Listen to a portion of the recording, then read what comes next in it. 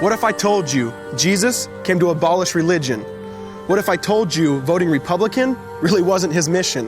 What if I told you Republican doesn't automatically mean Christian, and just because you call some people blind doesn't automatically give you vision? I mean, if religion is so great, why has it started so many wars? Why does it build huge churches but fails to feed the poor? Tell single moms God doesn't love them if they've ever had a divorce, but in the Old Testament, God actually calls religious people whores. Religion might preach grace, but another thing they practice. Tend to ridicule God's people. They did it to John the Baptist. They can't fix their problems, and so they just mask it, not realizing religion's like spraying perfume on a casket. See, the problem with religion is it never gets to the core. It's just behavior modification, like a long list of chores. Like, let's dress up the outside, make it look nice and neat. But it's funny, that's what they used to do to mummies while the corpse rots underneath. Now, I ain't judging. I'm just saying, quit putting on a fake look. Because there's a problem if people only know that you're a Christian by your Facebook. I mean, in every other aspect of life, you know that logic's unworthy. It's like saying you play for the Lakers just because you bought a jersey. See, this was me too, but no one seemed to be on to me. Acting like a church kid while addicted to pornography. See, on Sunday I'd go to church, but Saturday getting faded, acting if I was simply created to just have sex and get wasted. See, I spent my whole life building this facade of neatness, but now that I know Jesus, I boast in my weakness.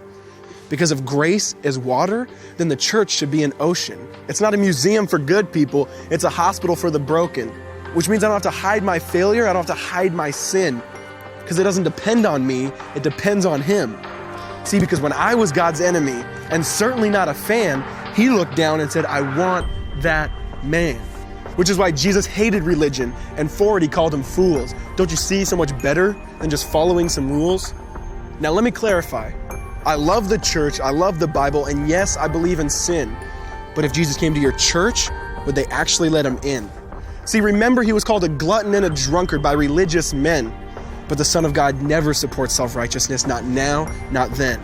Now back to the point, one thing is vital to mention. How Jesus and religion are on opposite spectrums. See, one's the work of God, but one's a man-made invention. See, one is the cure, but the other's the infection. See, because religion says do, Jesus says done. Religion says slave, Jesus says son. Religion puts you in bondage, while Jesus sets you free. Religion makes you blind, but Jesus makes you see. And that's why religion and Jesus are two different clans. Religion is man searching for God. Christianity is God searching for man. Which is why salvation is freely mine, and forgiveness is my own. Not based on my merits, but Jesus' obedience alone. Because He took the crown of thorns and the blood dripped down His face. He took what we all deserved. I guess that's why you call it grace. And while being murdered, He yelled, Father, forgive them. They know not what they do. Because when He was dangling on that cross, He was thinking of you. And He absorbed all your sin and He buried it in the tomb, which is why I'm kneeling at the cross saying, come on, there's room. So for religion, no, I hate it. In fact, I literally resent it. Because when Jesus said, it is finished, I believe He meant it.